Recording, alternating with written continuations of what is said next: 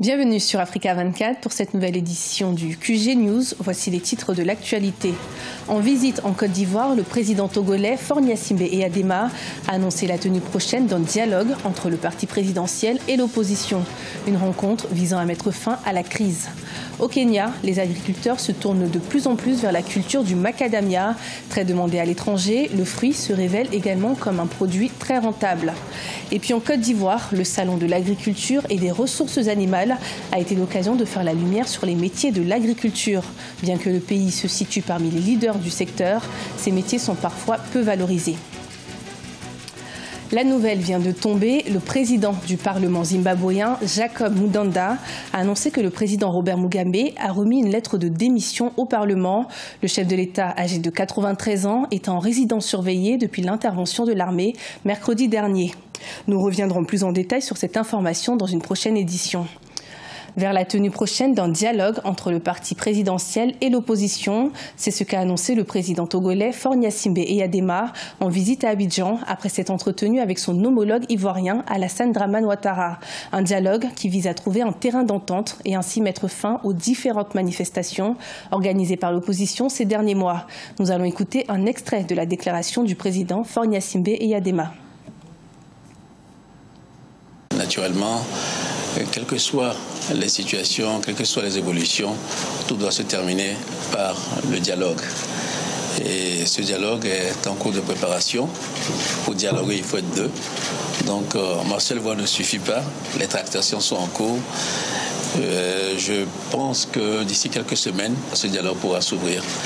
Mais je ne pourrais pas vous en dire plus puisque les discussions sont en cours avec les autorités dont nous faisons partie, mais aussi avec notre chef d'État. Je pense que quand nous serons autour de la table du dialogue, nous pourrons avancer nos arguments. L'opposition dira pourquoi et comment elle présente cette revendication et nous pourrons répondre, notamment le parti majoritaire pourra dire pourquoi il est contre ou il est pour. Mais en tout cas, la décision sera consensuelle. Face au traitement inhumain subi par les migrants subsahariens en Libye et dévoilé il y a une semaine dans un reportage, des organisations internationales et des personnalités ont exprimé leur indignation sur ce qu'ils qualifient d'atteinte grave aux droits de l'homme. C'est le cas du président de la Commission de l'Union africaine qui a annoncé une série de mesures. Écoutons-le. Mon amertume est grande et ma volonté inébranlable de tout faire pour que les criminels rendent compte de leur ignominie. J'ai dans la foulée et en attendant d'identifier avec plus de précision d'autres réponses structurelles, décidé ce qui suit. L'envoi en toute urgence de Madame Amira El Fadel, commissaire des affaires sociales pour une mission en Libye, pour porter notre message de vive préoccupation aux autorités libyennes, de solidarité, de compassion et de soutien aux victimes des crimes.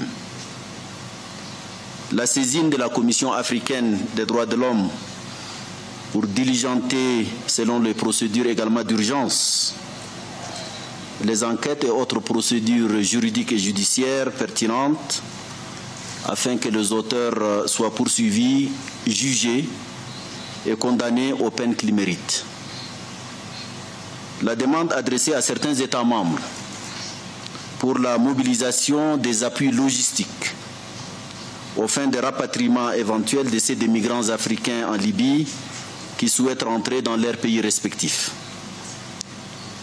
Le renforcement de la relation avec les partenaires de l'Union africaine, notamment les agences spécialisées des Nations Unies, telles que l'OIM et autres, pour conjuguer les efforts avec les nôtres afin de venir en aide aux victimes et pour robuster les assistances diverses aux migrants africains dans tout l'espace méditerranéen.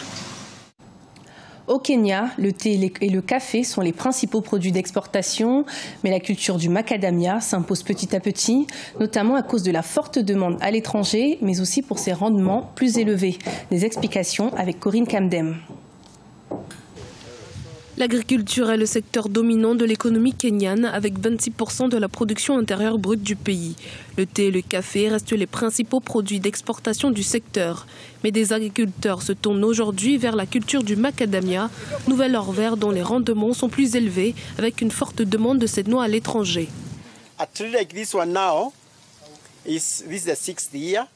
Pour un arbre comme celui-ci, par exemple, c'est à la 6e année que j'ai commencé à en récolter les noix.